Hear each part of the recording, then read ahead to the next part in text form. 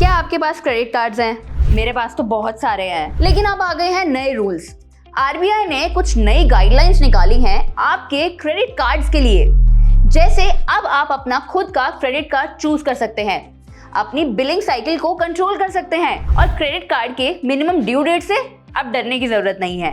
आइए डिटेल में समझते हैं और मैं आपको इस वीडियो में ये भी बताऊंगी कि कैसे आपका इन सारे चेंजेस से फायदा हो सकता है।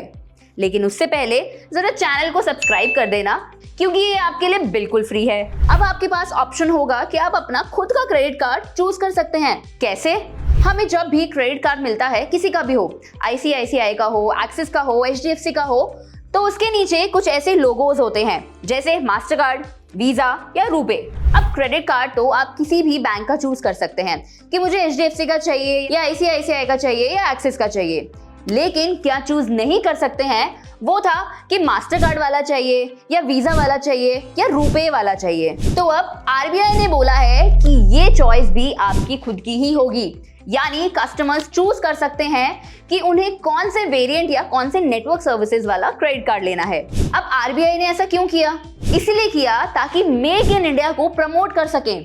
जो रुपे कार्ड है ना, वो है स्वदेशी, यानी भारत में ही बना है। इसे एनपीसीआई ने 2012 में लॉन्च किया था। वहीं अगर वीजा या मास्टर कार्ड की बात करें तो वो अमेरिकन कंपनीज हैं। तो यहाँ मेक इन इंडिया को तो काफी बूस्ट मिल सकता है, जहाँ हो सकता है कि आगे चलकर आपको कुछ ऑफर्स भी मिले इन रुपे कार्ड्स पर। वहीं दूसरी ओर बैंक्स जब अपनी मर्जी से कस्टमर्स को क्रेडिट कार्ड दे देते हैं, वो अब आरबीआई ने बंद कर दी है।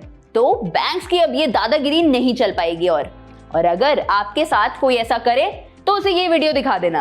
अब आप सोच रहे होंगे कि मास्टर कार्ड, वीजा या रुपे होता क्या है, और चाहे हम कोई भी कार्ड यूज करें क्या फर्क पड़ता है? तो फर्क पड़ता है, क्योंकि अगर आपके पास रुपे कार्ड है तो इसका सबसे बड़ा फायदा है कि आप रुपे क्रेडिट कार्ड को अपनी यूपीआई से लिंक कर सकते हैं। बाकी मास्टर कार्ड या वीजा वगैरह में ये पॉसिबल नहीं होता। इसी के साथ साथ आप अपने रुपे क्रेडिट कार्ड से फ्री में अपने बैंक अकाउंट में पैसे भी ट्रांसफर कर सकते हैं। इसके लिए आपको सीबीडीसी ऐप डाउनलोड करनी है। अब जब डाउनलोड कर ही रहे हैं तो लगे हाथ फ्रीडम ऐप को भी डाउनलोड कर लेना, क्योंकि ये एक ऐसी ऐप है जिसके थ्रू आप अपने पैसों के बारे में सब कुछ जान सकते हैं।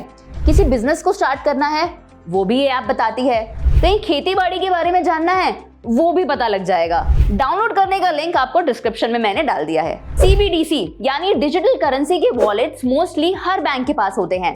जैसे यूपीआई में हम क्यूआर कोड को स्कैन करते हैं, वैसे ही सीबीडीसी में भी यूज किया जा सकता है।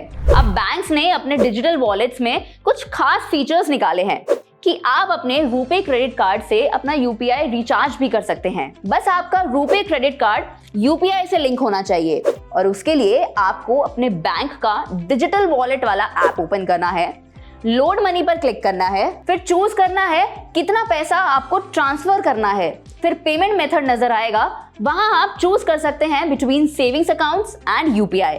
यूपीआई सिलेक्ट करके सबमिट करना है। अब जैसे ही आप यूपीआई सिलेक्ट करते हो तो जितनी भी यूपीआई एप्स आपके पास हैं वो सारी आपको शो होने लगेंगी। अब आपको कौन से यूपीआई में पैसा ट्रांसफर करना है वो आप डाल सकते हैं अपने रुपे क्रेडिट कार्ड से। इसी तरह सेविंग्स अकाउंट में भी पैसा फ्री में ट्रांसफर किया जा सकता है आपके डिजिटल वॉलेट से। अब ऐसी क्या वजह है कि रुपे की डिमांड बढ़ सकती है और बाकी मास्टर कार्ड या वीजा की नहीं? वो ये है कि रुपे क्रेडिट कार्ड जो आप अपने यूपीआई से लिंक करते हैं तो आपका टैक्स भी बचता है उन ट्रांजैक्शंस पर जहां आपको मर्चेंट्स को क्रेडिट कार्ड से पे करना पड़ता था। मैं यहाँ मर्चेंट्स उन दुकान वालों को बोल रही हूँ जिनसे आपने कोई सामान वगैरह लिया होगा। अब सपोज कीजिए कि आपने किसी जनरल स्टोर पर सामान लिया और वहां आपने 5000 तक की शॉपिंग कर ली। अब आपने दिया उनको अपना क्रेडिट कार्ड वहां, और उनके पास जो पीओएस मशीन है यानी पॉइंट ऑफ सेल जिसके अंदर क्रेडिट कार्ड हम डालते हैं, उसके ऊपर वो आपसे चार्ज करेगा 1 to 2% का, उतना ही जितना बैंक उस दुकानदार से चार्ज कर रही होगी।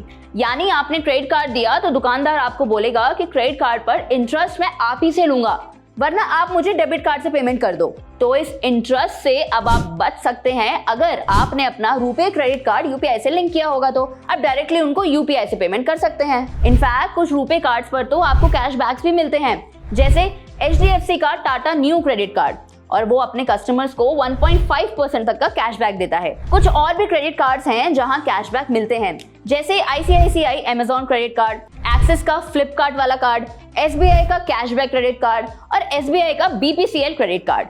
अब बात करते हैं कि किसी के पास अगर मास्टर कार्ड वाला क्रेडिट कार्ड है और वो पूछेगा भाई मैं तो ऑलरेडी मास्टर कार्ड वाला क्रेडिट कार्ड यूज कर रहा हूँ, तो मैं रुपए वाला मुझे अगर चाहिए तो वो मैं कैसे कर सकता हूँ। तो यहाँ आरबीआई कहता है कि जब भी आपके क्रेडिट कार्ड का रिन्यूअल का टाइम आएगा तब आपके पास नेटवर्क सर्विसेज चेंज करने का ऑप्शन भी मिलेगा।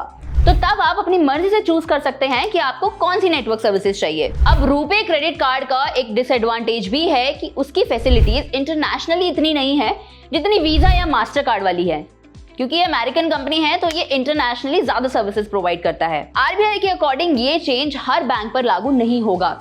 अगर कोई ऐसा बैंक है जिसने 10 लाख से कम क्रेडिट कार्ड इशू करे हैं तो उन बैंक्स पर इन बदलाव का कोई असर नहीं होगा। और कोई ऐसा बैंक जिसका खुद का ही क्रेडिट कार्ड है और नेटवर्क भी है, जैसे अमेरिकन एक्सप्रेस जिसका खुद का क्रेडिट कार्ड भी है और वो अपनी नेटवर्क सर्विसेज भी प्रोवाइड करता है, तो इन बैंक्स पर भी कोई बदलाव नहीं होगा कि अमेरिकन एक्सप्रेस भी अपने कस्टमर्स को अलाउ कर दे कि आप अपने क्रेडिट कार्ड को चूज कर सकते हैं। तो ऐसा नहीं है, ऐसे बैंक्स पर कोई बाउंडेशंस नहीं होंगी, ये जैसे चल रहे हैं वैसे ही चलते रहेंगे। अगर आप आरबीआई के कुछ और चेंजेस के बारे में भी जानना चाहते हैं तो हमें कमेंट सेक्शन में बता सकते हैं, मैं एक और डेडिकेटेड वीडियो आपके लिए बना दूंगी। चलिए आगे बढ़ते हैं। अब बताती हूँ कि कैसे आप अपने क्रेडिट कार्ड की बिलिंग साइकिल को अपनी मर्जी से चला सकते हैं। तो आरबीआई के नई गाइडलाइंस के अकॉर्डिंग अब कस्टमर्स अपने क्रेडिट कार्ड की साइकिल को चेंज कर सकते हैं, जिसके लिए आपको सिर्फ कार्ड इशू कंपनी को एक ईमेल करना है और कस्टमर के कोई पेंडिंग ड्यूज नहीं होने चाहिए। इस केस में ये फायदेमंद इसीलिए है क्योंकि अब आप अपने एक्सपेंसेस के अकॉर्डिंग अपनी बिलिंग साइकिल को चेंज कर सकते हो। आपके एक्सपेंसेस 1 तारीख से 15 तारीख के बीच में ज्यादा होते हैं तो आप अपनी बिलिंग साइकिल के अकॉर्डिंग सेट कर सकते हो कि आपको अपने क्रेडिट कार्ड का बिल कब पे करना है। आप जब भी अपना क्रेडिट कार्ड का बिल देखते हैं तो आपको अपने टोटल आउटस्टैंडिंग अमाउंट के साथ साथ एक मिनिमम ड्यू वाला अमाउंट भी दिखता है। ये मिनिमम अमाउंट इसीलिए दिखाया जाता है ताकि लेट पेमेंट्स और पेनल्टीज को अवॉइड किया जा सके, लेकिन ये मिनिमम अमाउंट आपका इंटरेस्ट फ्री पीरियड छीन लेता है और जो बचा हुआ अमाउंट होगा उस पर इंटरेस्ट भी पे करना पड़ जाता है। अब आरबीआई ने सभी बैंक्स और एनबीएफसीज को ये गाइडलाइन दे दी है कि उन्हें अपने कस्टमर्स को क्लियरली बताना होगा कि कितने अमाउंट पर कितना इंटरेस्ट कस्टमर को पे करना पड़ेगा। इसका फायदा कस्टमर्स को ये मिलेगा कि वो पहले ही देख पाएंगे कि अगर उन्होंने अपना मिनिमम अमाउंट जो ड्यू अमाउंट है वो पे कर दिया है तो उसके बाद बचे हुए अमाउंट पर उनको कितना इंटरेस्ट पे करना पड़ेगा। तो ये कुछ ऐसी बातें थी जिससे आप अपने क्रेडिट कार्ड को अच्छे से मैनेज कर पाओगे। मैं उम्मीद करती हूँ कि आपको ये वीडियो समझ में आई होगी। अपने डाउट्स और सजेशंस नीचे कमेंट सेक्शन में जरूर लिखना। तब तक के लिए बने रहिए हमारे साथ। मैं मानसी मिलती हूँ आपसे अगली वीडियो में।